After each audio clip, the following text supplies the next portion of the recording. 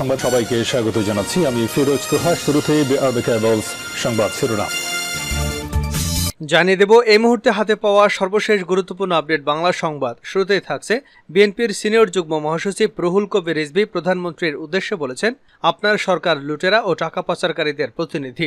আপনার সরকার মুখ ঢাকতে আবারও বিএনপির ভারপ্রাপ্ত চেয়ারম্যানকে নিয়ে বিষোদ্গার শুরু করেছেন। আপনার হুকুম পৃথিবীর সর্বত্র তামিল হবে না জেনে মাঝে মাঝে বিষোদ্গার গরল উদ্গীরণ করেন।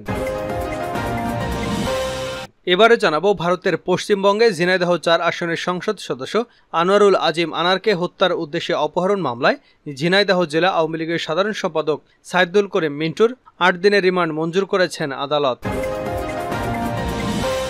জানাবো দ্বিপাক্ষীয় সম্পর্ক, প্রধানমন্ত্রী শেখ হাসিনার বক্তব্য ও দুর্নীতি ইস্যুতে যা বললেন যুক্তরাষ্ট্রের পররাষ্ট্র মন্ত্রণালয়ের দক্ষিণ ও মধ্য এশিয়া বিষয়ক অ্যাসিস্ট্যান্ট সেক্রেটারি ডোনাল্ড লো।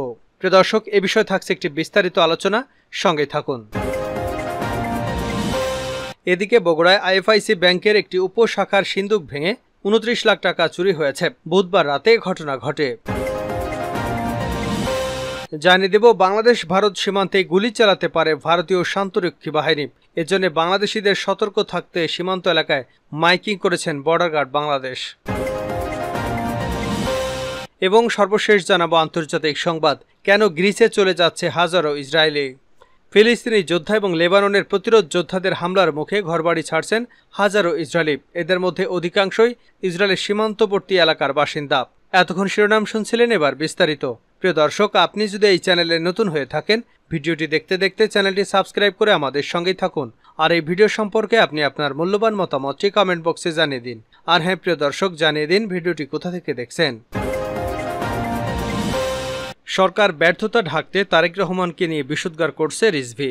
বিএনপির সিনিয়র যুগ্ম মহাসচিব রুহুল কবির রিজভী প্রধানমন্ত্রীর উদ্দেশ্যে বলেছেন, আপনার সরকার লুটেরা এবং টাকা পাচারকারীদের প্রতিনিধি। আপনার সরকারের মুখ ঢাকতে আবারও বিএনপির ভারপ্রাপ্ত চেয়ারম্যান তারেক রহমানকে নিয়ে বিষোদ্গার শুরু করেছেন। আপনার হুকুম পৃথিবীর সর্বত্র তামিল হবে না জেনে মাঝে মাঝে বিষোদ্গার গরল উদ্গীরণ করেন। বৃহস্পতিবার দুপুরে রাজধানী নয়াপল্টনে বিএনপির কেন্দ্রীয় কার্যালয়ে এক সংবাদ সম্মেলনে তিনি এমন কথা বলেন। রিজভী বলেন, বুধবার জাতীয় সংসদে প্রশ্নোত্তর পর্বে শেখ হাসিনা ২১শে আগস্ট বোমা হামলার মামলায় তারেক রহমান সহ ১৫ জন পলাতক রয়েছেন বলে উল্লেখ করেছেন। এখন নাকি তাদের গ্রেপ্তারের চেষ্টা চালাবেন। প্রকৃতপক্ষে বোমা হামলার মামলায় তারেক রহমান সহ বিএনপির অন্যান্য নেতাকে ফরমায়েশি রায়ে সাজা দেওয়া হয়েছে। সেটি যে সাজানো মামলার ফরমায়েশি সাজা তা আজ সর্বজন বিদিত। তিনি আরও বলেন, বেনজির কাণ্ড, জেনারেল আজিজ কাণ্ড, লাখো লাখো কোটি টাকা পাচার কাণ্ড, অস্বাভাবিক ঋণখেলাপি কাণ্ড, মন্দ ঋণে ব্যাংক ধসে যাওয়া কাণ্ডে পৃষ্ঠপোষক আপনি। বর্তমান ডামি সরকারের ডামি বাজেটে সাধারণ করদাতা এবং উদ্যোক্তাদের সুবিধা দেওয়া হয়নি। গরিবদের জন্য গুরুত্বপূর্ণ সহায়তা হচ্ছে, সামাজিক নিরাপত্তা বেষ্টনীতে বরাদ্দ টাকা বৃদ্ধি হয়নি। শেখ হাসিনা দেশের অর্থনীতির কাঠামো ভেঙে ফেলেছেন। শেখ হাসিনা নানা অঙ্গীকার আজও সূর্যের আলো দেখেনি। ডলার সংকট, রিজার্ভ তলানিতে চলে এসেছে, ব্যাংকগুলোর খালি হয়ে গেছে। আইন বহির্ভূতভাবে ক্ষমতা ঘনিষ্ঠ ব্যক্তিরা বিপুল অর্থবিত্তের মালিক হয়েছেন। যারা একদিন নিঃস্ব নিঃসম্বল ছিলেন, তারা আজ আওয়ামী লীগের শাসক গোষ্ঠীর সহযোগিতায় ঐরাবতে পরিণত হয়েছে। তিনি বলেন, আমরা সুস্পষ্টভাবে বলতে চাই, জাতীয়তাবাদী শক্তির বিরুদ্ধে ক্রমাগত হুমকি কখনই রাজনীতির ময়দান শান্ত, নিরাপদ এবং সুখময় হয়ে উঠবে না। দেশের জন্য বাকশাল 2 এর অনন্ত শৃঙ্খল থেকে মুক্তির জন্য রুদ্ধশ্বাস অপেক্ষা করছেন। এই মুক্তির আদর্শই হচ্ছে গণতন্ত্র। আজ অগ্রদূত এবং অগ্রগণ্য নেতা হিসেবে তারেক রহমান গণতন্ত্র ফেরানোর আন্দোলনে নেতৃত্ব দিচ্ছেন। তার বিরুদ্ধে প্রধানমন্ত্রীর মানহানিকর এবং কুরুচিপূর্ণ হুমকির তীব্র নিন্দা ও প্রতিবাদ জানান রিজভী। এমপি আনার হত্যা, মিন্টুর ৮ দিনের রিমান্ড।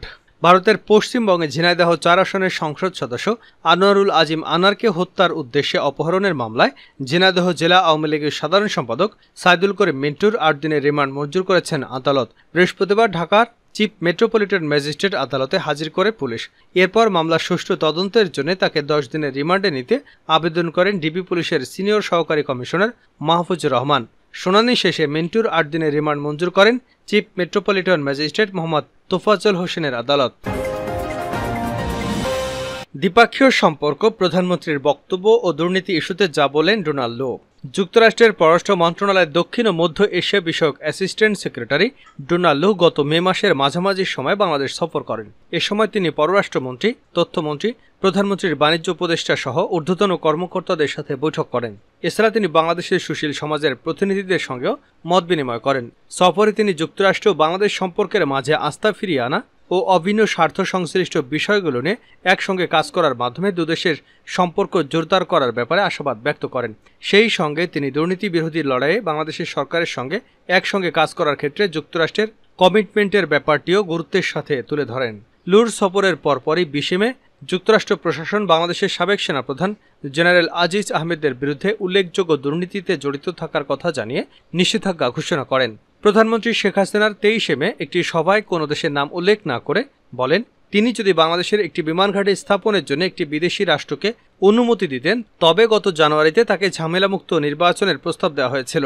শেখ হাসিনা বলেন, আমি যদি একটি নির্দিষ্ট দেশকে বাংলাদেশের একটি বিমান ঘাঁটি নির্মাণের অনুমতি দিতাম তাহলে আমার কোনো সমস্যা হতো না। বাংলাদেশের প্রধানমন্ত্রী এ বিষয়ে নির্দিষ্ট কোনো দেশের নাম উল্লেখ না করলেও বাংলাদেশ ও দক্ষিণ এশিয়ার মিডিয়ায় ব্যাপকভাবে প্রচারিত হয় যে তিনি যুক্তরাষ্ট্রকে ইঙ্গিত করে এমন বক্তব্য দিয়েছেন। ডোনাল্ড লু তার এবারের সফরে বাংলাদেশের সরকার বিরোধী রাজনৈতিক দলগুলো যারা 7 জানুয়ারি নির্বাচন বয়কট করেছিল তাদের প্রতিনিধিদের সাথে দেখা না করায় বিরোধী দল এবং সুশীল সমাজের একাংশে ব্যাপক সমালোচনার মুখে পড়েন। এসব বিষয়সহ যুক্তরাষ্ট্র এবং বাংলাদেশের দ্বিপাক্ষিক সম্পর্ক ও যুক্তরাষ্ট্রের ইন্দো প্যাসিফিক নীতিতে বাংলাদেশের ভূমিকা গুরুত্ব নিয়ে ভয়েস অব আমেরিকা সম্প্রতি লুর একটি লিখিত সাক্ষাৎকার নেয়। সাক্ষাৎকারে ডোনাল্ড লু বলেন, আমার সাম্প্রতিক ঢাকা সফরের সময় আমি যেমনটি বলেছিলাম, আমরা সামনের দিকে তাকিয়ে আছি, পেছনে নয়। আমরা বিস্তৃত পরিসরে বিভিন্ন ইস্যুতে বাংলাদেশের সাথে আমাদের অংশীদারত্বকে এগিয়ে নিতে প্রস্তুত এবং আগ্রহী। আমরা আশা করি বাংলাদেশের সাথে আমাদের বাণিজ্য সম্পর্ক আরও গভীর হবে। নারীর অর্থনৈতিক নিরাপত্তায় আমরা আমাদের অভিন্ন স্বার্থকে এগিয়ে নিতে চাই। আমরা ইতিমধ্যে জলবায়ু সংকট মোকাবেলায় একসঙ্গে কাজ করছি। আমরা অংশীদারত্বের ভিত্তিতে দুদেশের মধ্যে নিজেদের অভিন্ন অগ্রাধিকার নিয়ে একসাথে কাজ করে যাবার ব্যাপারেও আশাবাদী। ডোনাল্ড লু আরও বলেন, বাংলাদেশে গণতন্ত্র মানবাধিকার পরিস্থিতি উন্নয়নে আমাদের জন্য একটি অগ্রাধিকার। আমরা সুশীল সমাজ, সাংবাদিকদের গুরুত্বপূর্ণ কাজকে সমর্থন করে যাব এবং বিশ্বের বিভিন্ন দেশের মতো বাংলাদেশেও গণতান্ত্রিক প্রক্রিয়া এবং প্রতিষ্ঠানগুলোর পক্ষে সমর্থন অব্যাহত রাখব। নির্বাচনী প্রক্রিয়াকে ক্ষতিগ্রস্তকারী সহিংসতার নিন্দায় আমরা সোচ্চার ছিলাম এবং আমরা বাংলাদেশ সরকারকে সহিংসতার ঘটনাগুলোর বিশ্বাসযোগ্যভাবে তদন্ত করতে এবং যারা এসবের সঙ্গে জড়িত তাদের জবাবদিহিতার আওতায় আনার জন্য অনুরোধ করেছি। এই বিষয়গুলো নিয়ে আমাদের যোগাযোগ চালু থাকবে। ডোনাল্ড লুর কাছে প্রশ্ন করা হয়, বাংলাদেশের প্রধানমন্ত্রী শেখ হাসিনা 23 মে একটা অভিযোগ করেছেন যে বাংলাদেশ এবং মিয়ানমারের কিছু অংশ আলাদা করে পূর্ব তিমুরের মতো একটি খ্রিস্টান জাতি গঠনের চক্রান্ত চলছে। তিনি আরও দাবি করেছেন যে তিনি যদি বাংলাদেশের একটি বিমান ঘাঁটি স্থাপনের জন্য একটি দেশকে অনুমতি দিতেন তবে গত জানুয়ারিতে তাকে ঝামেলামুক্ত পুনর্নির্বাচনের প্রস্তাব দেওয়া হয়েছিল। প্রধানমন্ত্রী এ বিষয়ে নির্দিষ্ট কোনো দেশের নাম উল্লেখ না করলেও বাংলাদেশ এবং দক্ষিণ এশীয় মিডিয়ায় ব্যাপকভাবে প্রচারিত হয় তিনি যুক্তরাষ্ট্রকে ইঙ্গিত করেই এমন বক্তব্য দিয়েছেন। শেখ হাসিনা বলেন, অফারটি এসেছে একজন সাদা চামড়ার মানুষের কাছ থেকে। আমি যদি একটি নির্দিষ্ট দেশকে বাংলাদেশের একটি বিমান ঘাঁটি নির্মাণের অনুমতি দিতাম তাহলে আমার কোনো সমস্যা হতো না।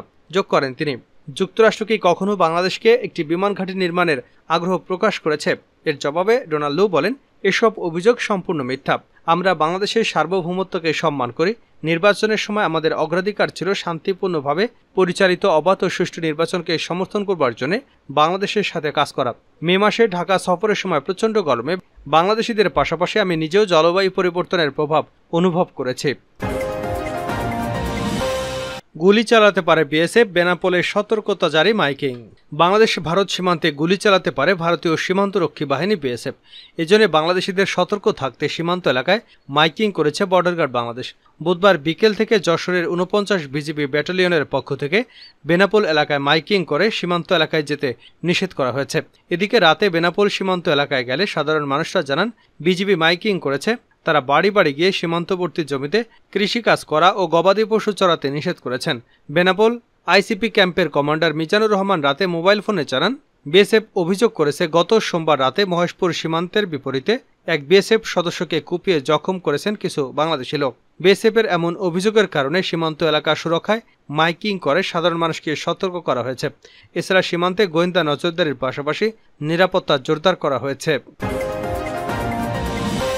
শেষ করছে আন্তর্জাতিক সংবাদ দিয়ে, কেন গ্রিসে যাচ্ছে হাজারো ইসরায়েলি?